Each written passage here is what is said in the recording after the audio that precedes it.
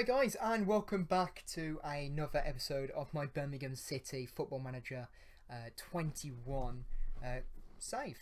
So pretty much we last left off in January. We didn't get the results we fully needed, but we did get a few positives out of that month, definitely. But now we're moving into February. A very tough month, if I'm honest. We've got Bournemouth up next, which we will be showing because I do want to show the tough matches as well. We've got Luton, who's 16th, Millwall, Sheffield Wednesday, Norwich, and of course QPR. So the games that we're going to be showing today is going to be Bournemouth. We'll do Luton as well. We'll do Sheffield Wednesday. So we've got one tough match, and then obviously the two really tough matches I'm going to have to do on my own. So I'll probably do a bit more defensive work in that because I do want the game to be entertaining. But there is some transfer news I actually do want to talk about because we actually brought in a player on a pre-contract called Henrique. He's a Brazilian left back, only 26, so he's a prime at the moment. So he's he's getting rated 80. He's coming in on a future contract of only 5.5k. So it's nothing. We need a good backup left back because George Friend is 23, so centre back / left back. We've only got Penderson, and if Penderson was to leave, we've got no real good left back. So Henrique is the best option for us in that sense. And his ability, he's got some real good potential. He needs to learn the language and stuff, but he's really fast, a bit more attackive, but he doesn't have the technicals as what Penderson has. But I think he's a real good solid signing for us, and he's very cheap as well on a free transfer. The other thing that I also have to say is we did let a few people go last season that I never mentioned, and those three people are Remy Walker, who's gone on loan to Dover. Zohore has joined Birmingham Wood with a £300 total fee, which is nothing. And Cade Craig has joined Sutton on loan. Also, I have also let go one of the players that we brought him on loan, who I didn't really have anything to do with, and that was, where is he? Should be here. He is. Oh, it's just got rid of it. Okay, so the person who I've let go was McGree from Australia, and that was the reason why he weren't getting any game time. He was taking up 4k wage, and I wanted to bring Ben Pearson in, who I thought was going to add something to the team. So we brought him in instead, and we've let him go to free up a registration spot as well. And the other thing is as well is that I didn't realise this, but Gary Gardner, his injury is going to take between 3 to... Oh my god, his acceleration has been destroyed now since his injury. Sorry, not industry. But yeah, he had an injury. It's between technically 3 to 6 months, so he ain't going to be in all season. So it's a shame really, because he didn't even have a game for us. He played half a match and one game in the Carabao Cup and got injured. So yeah, a bit devastating there. Yeah, damaged ligaments, 3 to 5 months. So yeah, it's nothing you could do there. But let's jump into the match against Bournemouth. A tough match indeed. But we've got Hogan up front with Djukovic, Bella, Sanchez, Pearson playing that defensive role with Johansson in the middle. These are two signings that I've brought in who I think can really add something. Penderson, Mengi's playing, San Jose, Colin and Etheridge. On the bench we've got Pieto, Johnson, Clark, a friend, Sunvich, Crowley, Green, Sturridge and Lecco. Hopefully Lecco can come in very soon, but he's just coming back from injury, so we've got to give him a bit of time. But yeah, we're jumping into the game against Bournemouth. Hopefully we are away as well, so that is something to say. And Bournemouth are a great team, but we need to start doing a bit better. But I'll see you guys if there is any goals, of course. Oh, we've got a corner. It's been booted up. Hogan's now got it. He's tried to cross it in. Rico able to get it, but Brooks has picked it up well from that header from Rico, even though there's like 5 or 6 players in our defence.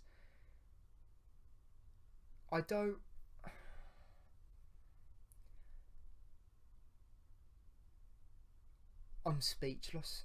That's how bad that was. Look at the amount of defenders we've got there, and you're telling me we couldn't bring one more back? And Solanke's been left open, like Pearson just left him alone, and it's now 1-0 to Bournemouth. Brooks, he's booted it up. Etheridge able to pick the ball up nicely though. Hogan's headed it back. Bella passes it to Djukovic. He's open, and what a finish! And do you know what? Djukovic has been absolutely fantastic this season.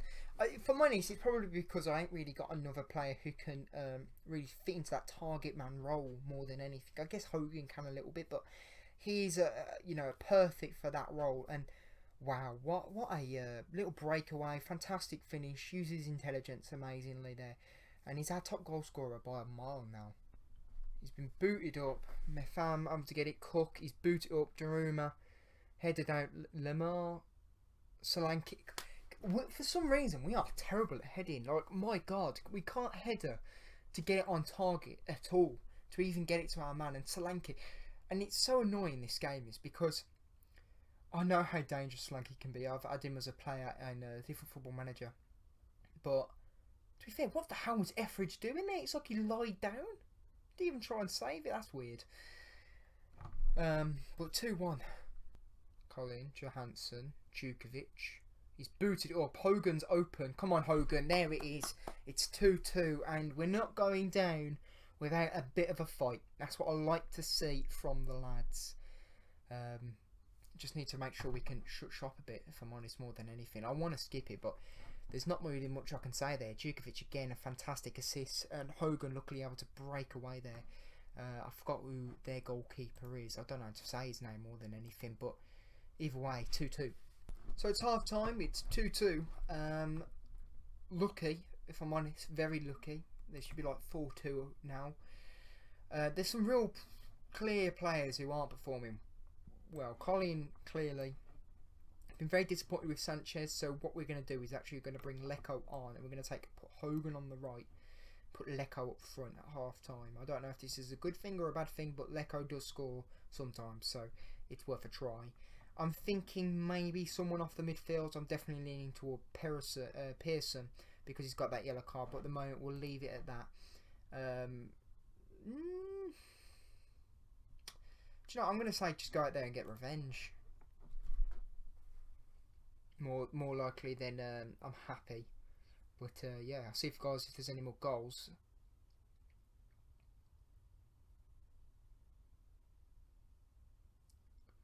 Just left him open. Oh my God, come on. Bournemouth is such a dangerous team. I hate playing against Bournemouth in this. They aren't a championship. Football Manager has definitely been very generous with their stats. Like, you should be winning the league with this team, if I'm honest. But my God, 3-2 at half time, pretty much. Vickers, sorry, not Salters. Solanke, Daruma passes it. He just runs through our freaking defence. You know, sometimes I'm losing the will with this team. Like, I don't know what to say, and I don't want it to get embarrassing. So what I'm going to do is I'm going to drop them back, and I'm going to tell to be defensive. I'm definitely thinking Pearson needs to have a good game. Sunvich needs to come on. Mengi I'm overlapping with. I'm going to put Clark Suttles instead of Thingy on. We'll see what that can do. Honestly, I'm not sure. Oh, we're not going to be positive as well. We need to come balanced. There it is, 4-2. I knew today's game was going to be a tough one. I thought we could have done better defensively, but you know what? They've been absolutely all over us. I think those stats alone at the top left-hand corner just show it, really. Even we had more possession than them. Very surprised about that. Bournemouth should be getting promoted with the team they've got. And if I'm honest, it's between them and Norwich really who should be getting promoted, and potentially Brentford. But I think the scoreline very much reflects how this game has gone. And I think the main thing is that we just move on from it and we do better next game. Mengi, actually, I'm surprised Mengi's only got 6.5 because he seemed to have cleared the ball many times. But yeah, there it is, 4-2. Okay, and welcome back to the second game on today's episode against Luton Town. A important match, as really we need to win to try and get top half of the league. I think it's a real expectation that we need to be achieving minimum. And then maybe later on down in the season, maybe in a month or two, we can start looking if we could even potentially even push top 6. I don't think we will now, but since drawing to Coventry and losing to Bournemouth, but it's still an important game nonetheless. We do need a win here today, so let's jump into it. So we've gone quite attackive with Sturridge up front, Djukovic, Bella, Hogan on the right, Sumvic, Johansson, Pedersen, Roberts, San Jose, Colin, Etheridge. On the bench we've got Prieto, Johnson, Clark Salters, Friend, Pearson, Crowley, Green, Sanchez and Lecco. Yeah, we're going for it. We're going to try and get the win, and we're going to try and go for that clean sheet as we always try to now. Yeah, pretty much that's the best way of saying it. They're 22nd in form, or we're 13th. Let's show them why. Let's get the win here today. One of them, I think it was Colin, who said he was a bit nervous by that, but I hope not. We are at home, but hopefully I'll see you guys when we score. To throw into them, Colin. Bree, he's had a crack bloody out. What is it with these shots outside the box that my team just keeps letting in? Absolutely disgusting. But it's 1-0 up, and literally my assistant manager, there he is again, always pressure him. I have to agree now after seeing that little bit of a performance off him. But my God, what a finish, and it's a fantastic, well played shot. I can't believe what I'm saying. At half time, we are still 1-0 down to Luton Town at home.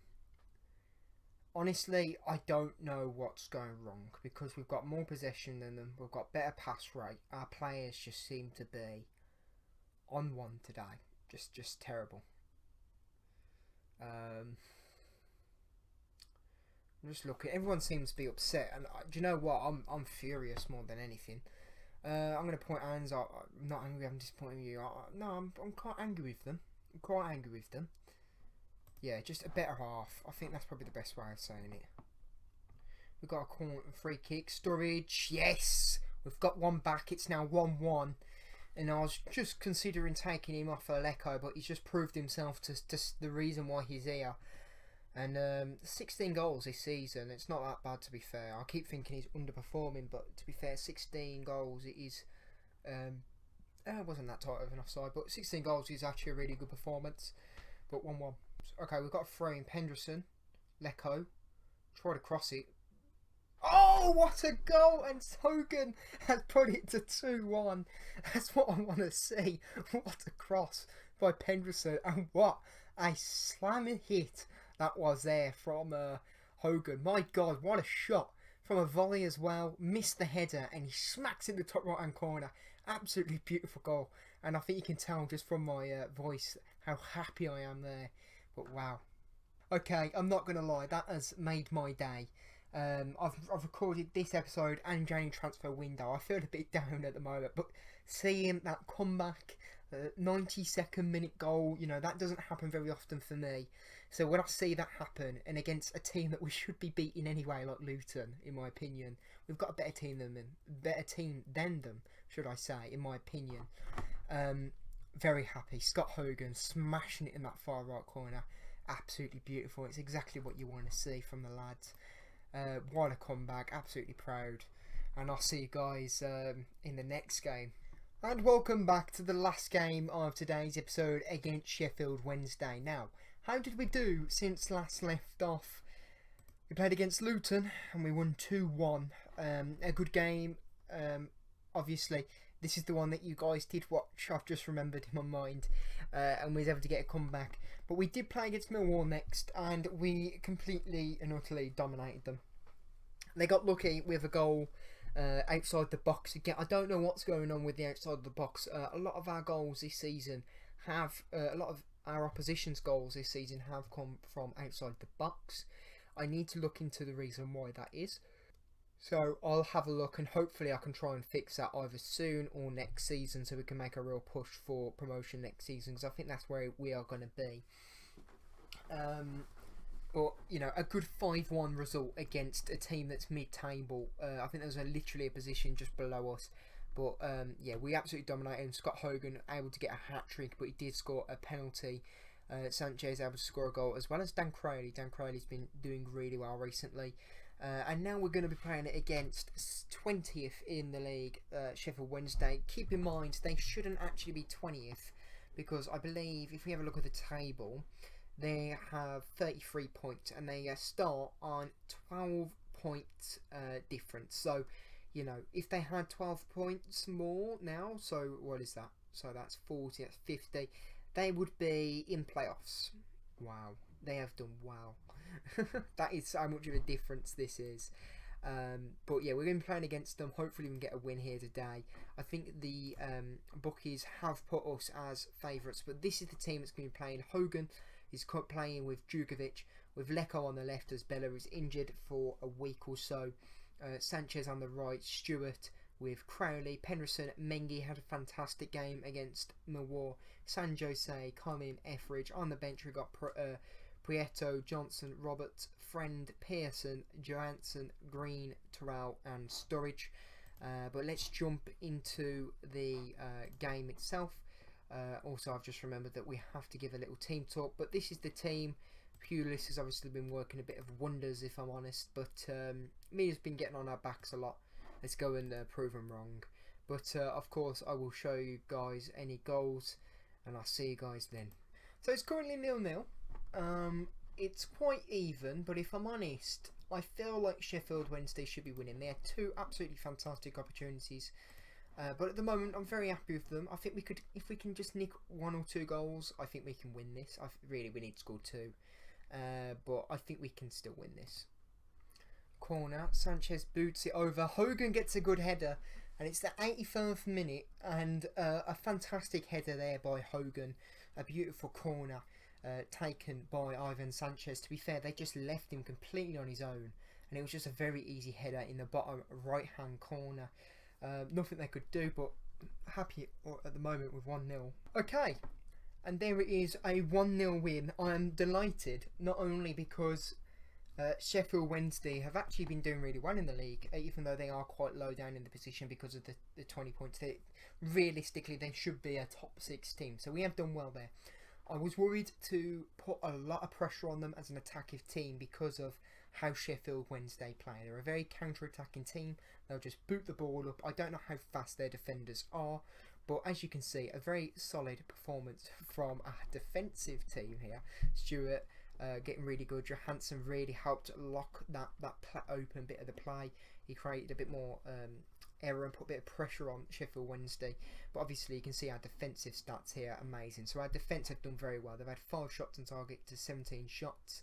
I actually just realised why they're taking more shots from outside the box is because we're trying to put more pressure in the middle rather than put it on the wide, because our two wingers aren't like in the middle of the park. They're not going to be able to do that much defending. They're more attacking, so we've put them more in the middle, and that's why they're taking more shots from outside the box. But realistically, there shouldn't be that many going in. But very happy, and the most important thing I think out of today's game is that clean sheet and the 3 points, of course. But yeah, absolutely fantastic performance. Very happy with that. Got a bit lucky, if I'm honest, that they didn't mark him, Scott Hogan, on the header. But I ain't gonna moan. Very happy. And I can't believe I'm saying this, but this is actually the end of the episode, because I've still got 2 more very important games to play against Norwich, and I think it was QPR. But if we can win both of them, my God, that puts us in a fantastic position for next episode for you guys to pick up and watch. But I'm happy for you guys to see 2 games winning. I don't think we've actually had an episode yet where we've won 2 matches, so very happy with that. Sorry, had an episode in which you guys watched 2 matches being won. It's 9 times out of 10 a draw or a loss, but yeah, very happy. Thank you guys for watching. I hope you enjoyed the episode. Please leave a like, and don't forget to mention down below if there's any players that you'd like me to potentially have a look at signing for next season. I'd be definitely interested to see where you think we need to improve the squad, because if I'm honest, I think the team's very balanced at the moment, and I think the signings that we have brought in have definitely helped. But yeah, I'd love to see your guys' input and to see what you guys think. But yeah, thank you guys for watching. I'll see you guys next time.